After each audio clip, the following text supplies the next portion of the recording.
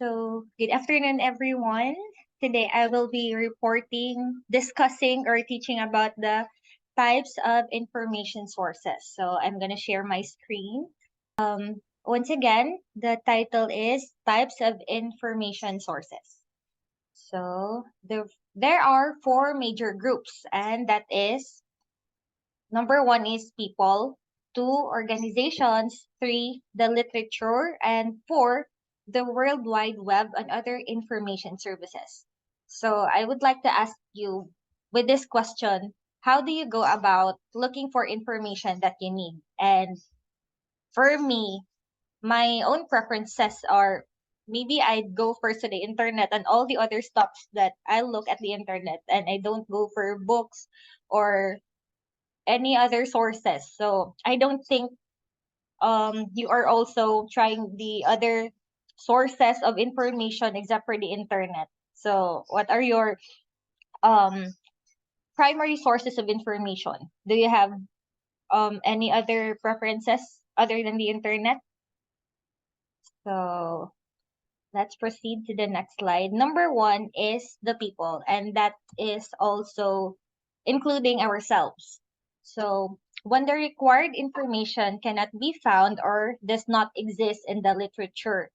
B, where speed and convenience are important. Third is when advice is required, especially on alternative sources of information. D, for an expert opinion on a topic. And to obtain further details on a particular piece of work from the person responsible, and in the kind of situation where immediate two-way communication is a distinct advantage, obtaining instruction in the operation of a complicated machine or process, for instance. So if I would give an example, um, if we want to know about a some details of a certain tribal or cultural wedding, usually we don't search it on the internet. Example, the tribal leaders of Bukidnon, or the Bukidnon people. Some of the informations are not listed on the internet, so we go there as long as they will give us permission to interview them. Then we are asking them of the details or the information that they can share with the world, or they want also the public to know about them, and that is to explain further, and that is the information that we can get to the people firsthand, and not just with the internet or any other things or channel that we get our information.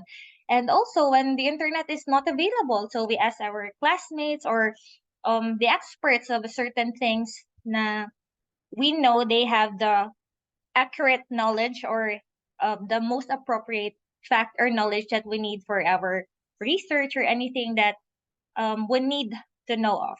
So next slide. Number two is the organizations, such as commercial organizations, professional associations, educational organizations, official organizations, research organizations, and etc. And in order to know their addresses, telephone numbers, what they produce or supply, their connections with other organizations, the name of their directors, their research interest, etc., and to find out which organizations manufacture or supply a particular product or service. C is if you are interested in a particular field or research and you want to find out which organizations are active in that field, and to find which organizations have libraries covering your subject interest. And one example I can give to that also is, for example, a certain organization is doing an outreach program to those people who are on remote areas. We all know that they have the information that is not readily available on the internet. So we also ask them, we collaborate with them, and we also make partnerships with them. So we can attain a certain goal, or if we have an activities that we need them. So all the informations that are very helpful are usually helpful also to us is we ask it for them, and yeah, we need also the information from the organizations. So number three is the literature. This one is the very I think very obvious one and also very accessible, such as journal articles, books, reports. So that will also include the ebooks. So that is the literature.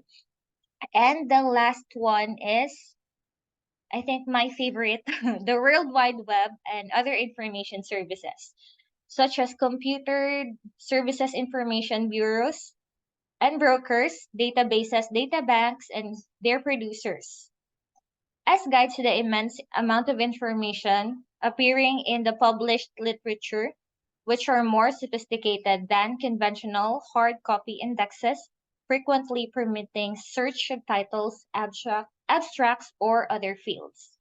And B, as direct sources of information on people, organizations, products, services, subjects, theories, methods, data, facts, and C, to keep in touch with the work of a particular person, organization, or articles published in a specific journal. And the last is, in the case of producers, occasionally to provide special direct services, education and training, manuals, thesauri, newsletters, and guides, and help desk.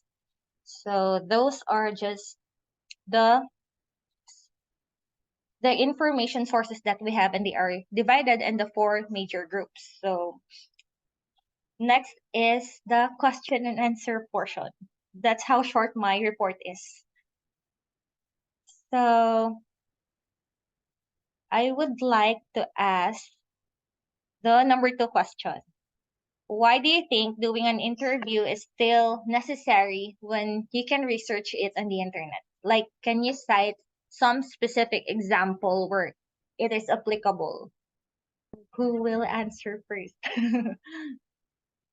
Hi, Biang. I think I have an answer to your question. Why do we still need to do an interview? No, even if the internet is already there. I personally think that interviews are first-hand information. So, for example, you interview someone in a on site or on the field, you won't actually get to search that on the internet right there and then. So you need to interview for you to get the first-hand information. So it is very important actually. So yeah, I think that is my answer to your question. Or would you like me to ask you about the number one?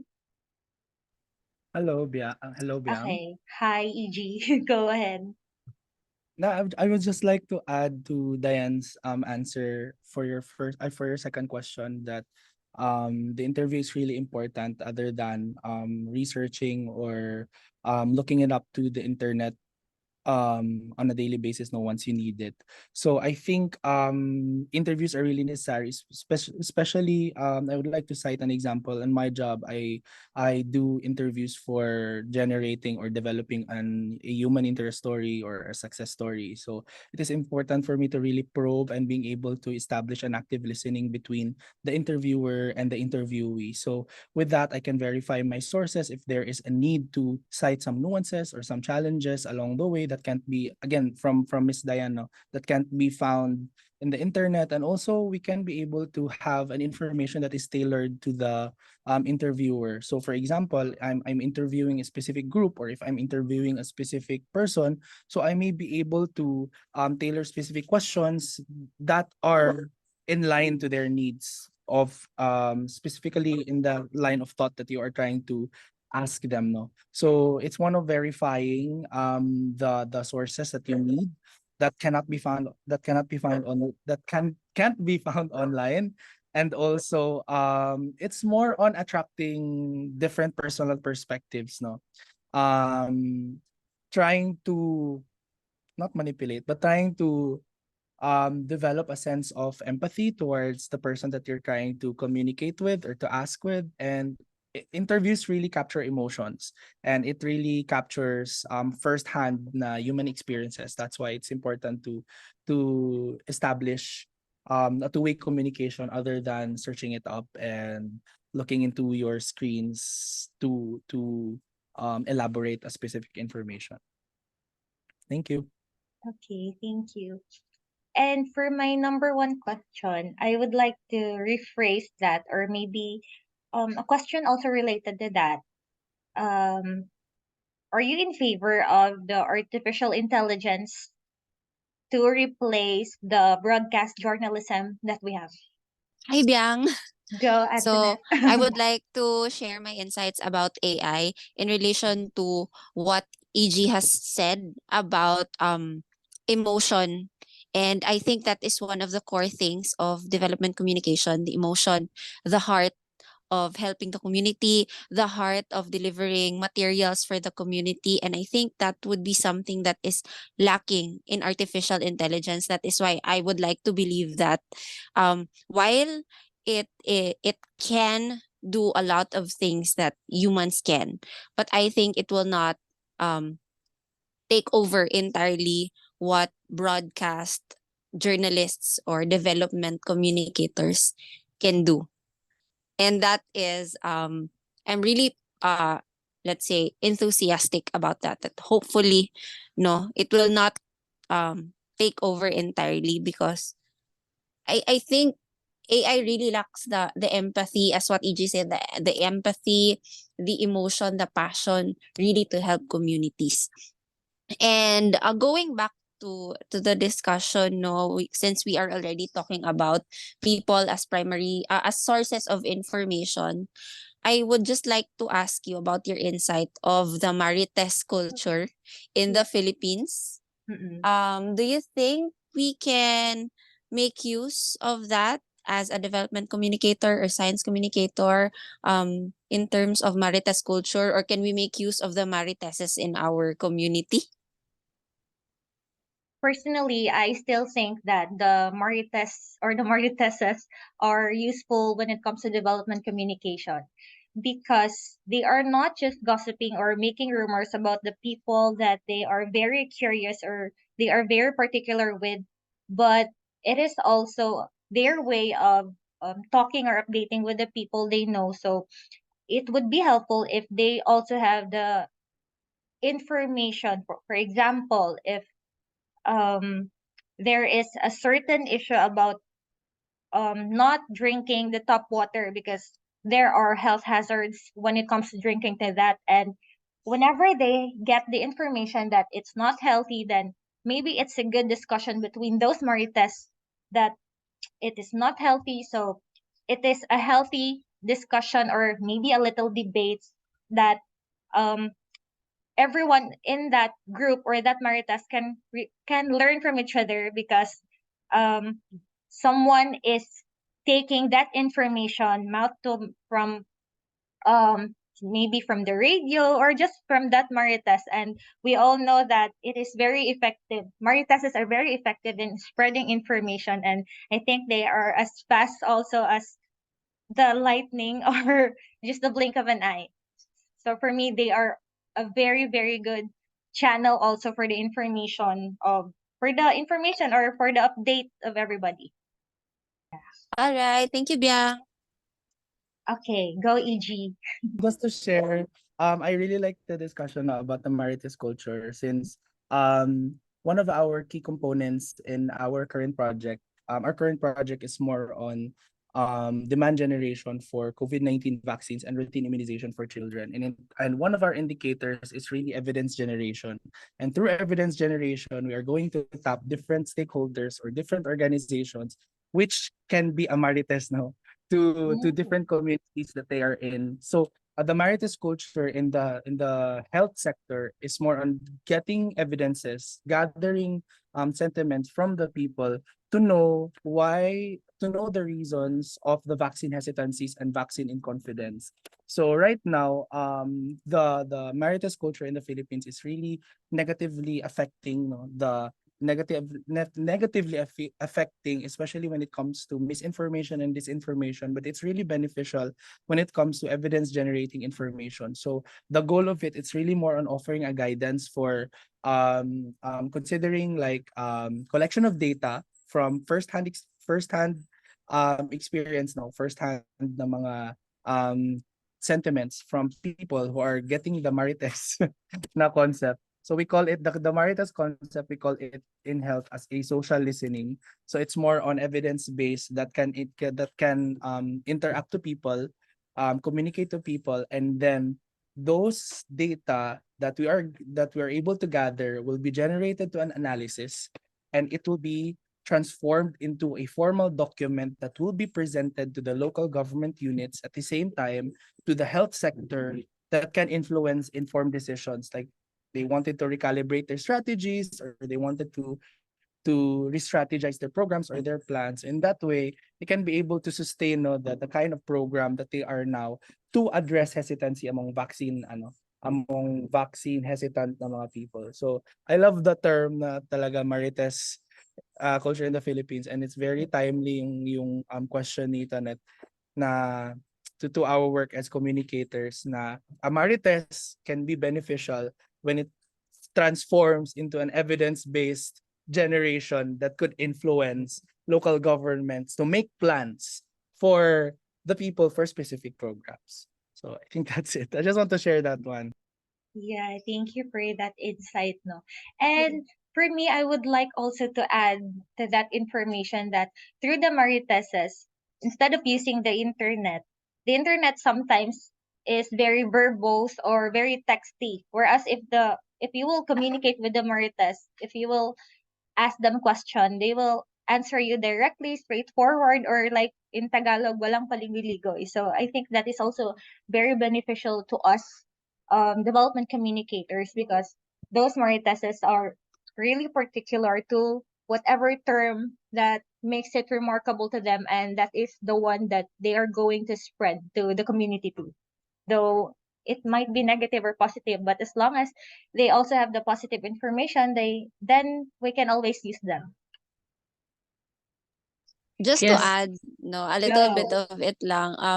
I agree that the Mariteses also provide context, and I think that's something very important for development communicators, because some of the answers, no, not some, but the answers that we get from people are different from one community to another. And so when we get information from the Mariteses, given, for example, that it's evidence-based, meron silang nabibigay na context that is specific to their situation. And in that way, we can better approach the materials, we can better approach them, we can better create materials na talagang specific sa needs ng kanilang community. So, ayan. Okay, thank Yeah, you. so I would just like to add something, Ren. So I think we all agree that the Marites culture is actually very helpful in the context of development communication.